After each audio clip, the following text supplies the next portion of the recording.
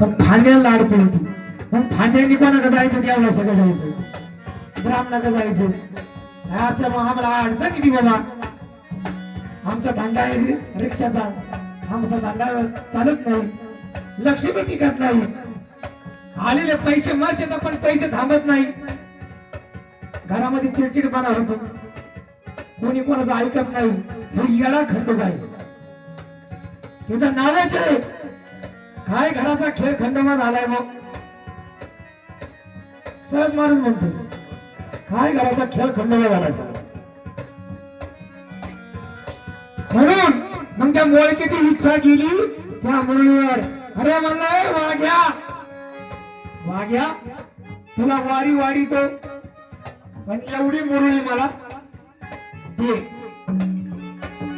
बघा देव म्हणला जा, दिली तुला, पण माझा एक कोटमा आहे ना, एक कोटमा, आता कोटमा इथं मांडलेला आहे, एवढा कोटमा माझा भरून दे. एवढा कोटमा भरून द्यायचा. अहो महाराज, 12 गावची जागिरी विकली, बैल गेले, शेती गेली, तरी देवाचा कोटमा भरला नाही. मुली काय होय का एवढा कोटमा सीग आणून द्यायची. जशी आधुनीला सीग येते महाराज, या कोटम्याला सीग आणून द्यायची. आणि अजूनही डोकील तेल टाका, म्हणून अजूनही तुम्ही आता घरामध्ये जा, गहू घेऊन या आणि कोटम्यामध्ये कोटम्याला सीग आणून द्यायची महाराज. कोटम्याला सीगच येणार नाही, सापडत राहते. कोटम्याला सीग येत नाही, म्हणून त्या मग देवाला त्याग आला महाराज. तुझ्या देवाच्या खांद्यावर नंगर वाटाना ते मुरळीच्या डोक्यात घातला आणि तिची सीळ केली. सीळ तयार झाली. सीळ अजून दावडीच्या खंडोबाला जाते, सीळ झालेली तिची. अवतार तर पार्वतीचा होता, पण मुरळीचा नाव घेतलं होतं ना. मग त्या टायमाला हे वाघ्या होता, वाघ्याच्या खांद्यावर नंगर होता, नंगर घातला मुरळीच्या डोक्यावरती, जागेवर सीळ झाली तिची. त्यामुळे दावडीच्या खंडोबाला मुरळी चालत नाही, म्हणून त्याला म्हणले दावडीचा खंडोबा आणि कोठ्यांचा खंडोबा. कोणी म्हणते कोठ्यांचा खंडोबा. ज्या टायमाला देवाने मूळ ठिकाण सोडलं, ठेपे ठिकाण घेत आला आणि त्या कोठ्यान गावामध्ये येऊन त्यांनी भंडार तिने तयार केला. कोरा कोरा भंडार तयार केला, म्हणून त्याला म्हणते कोठ्यांचा खंडोबा, वाकडीचा खंडोबा. वाकडीच्या खंडोबाला म्हणजे तिची घोड्याची मान वाकडी झाली. सांगितलं होतं माग नाही बघायचं, तिने माग पाहिलं, तिची वाकडी मान झाली, म्हणून त्याला म्हणते वाकडीचा खंडोबा.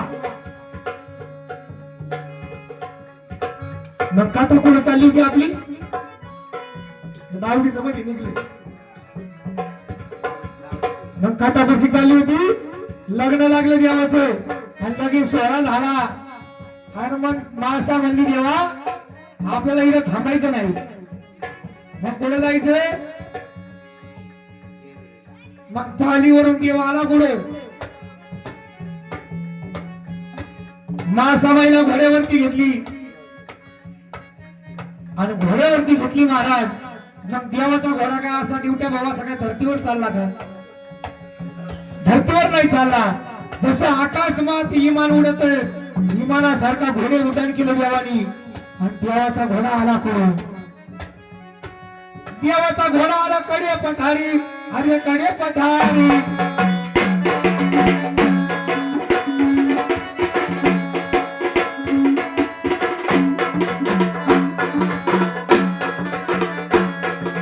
देवाचा घोडा आला कडे पठारी.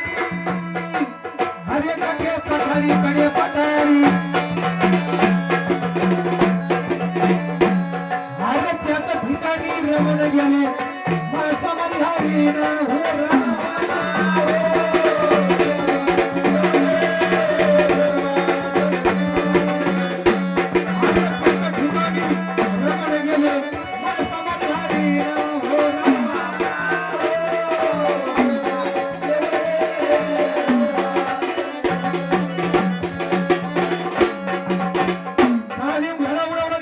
आली आणि देवाचा घोडा कडेपठारला आला आणि ह्या साईडला कडेपठारला देवाचा घोडा ठोकरला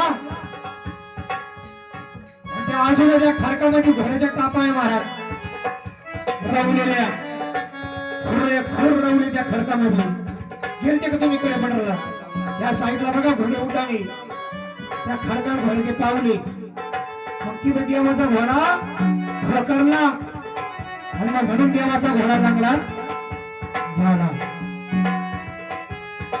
मग देवाचा घोडा लागला झाला तिथून पुढे मग खंडोबाचं वारा जर असलं तर एका पायाने लंगडत होतं कोणी ह्या पायाने लंगडत कोणी ह्या पायाने लंगडत मग लंगडत आल्याच्या नंतर असं हे मंदिर आहे मंदिराला येडा घालून आलो नवीन वार जर असलं तर आपण म्हणतो देवा तो कशावर आला तो म्हणतो घोड्यावर आलो मग देव इथं घोडा मंदिरात आणतो का इथं साईडला कुठतरी बांधतो मग कुठं बांधतो आहे का माहिती जिथं बांधतो तिथून तो घोडा सोडून नेला पाहिजे मग देवीचा वार आले का आई कशेवाली ती म्हणती वाघाव आली मग अंबाबाई वाघ कोणा बांधी ती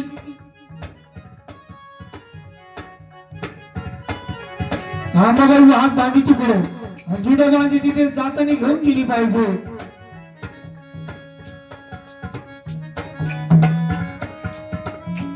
कोणा बांधती बापू मामा घोडा मग ओळखला तो ओळखून द्या मग घोडा जे बांधतो कुठं यशाचा झेंडा दे रे देवराया दे रे मनुराया नरतला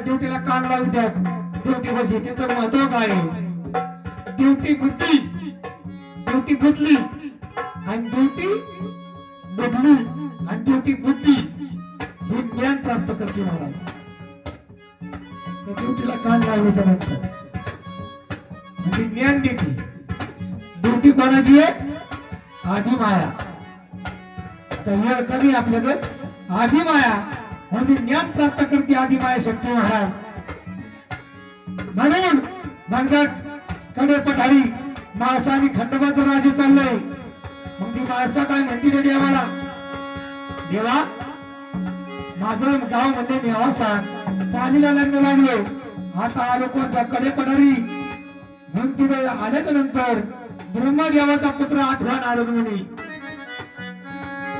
त्या नारदाने कळ लावली त्या गडावरती मग ती माळसा म्हणती माळसा सुद्धा देवाला म्हणू लागली माळसाचं खंडोबाचं भांडण होऊ लागलं ती माळसा काय म्हणती राग रागे राग क्रोध बोलले माळसा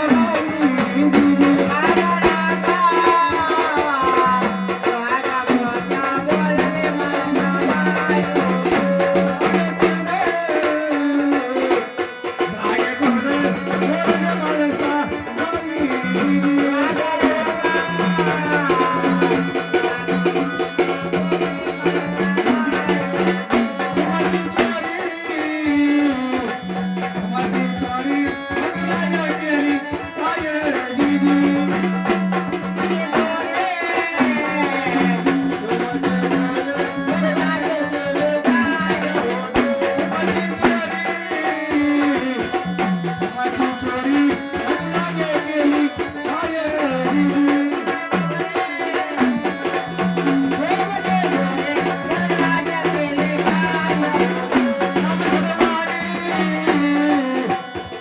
सगवानी तुझे राव माझा सावकार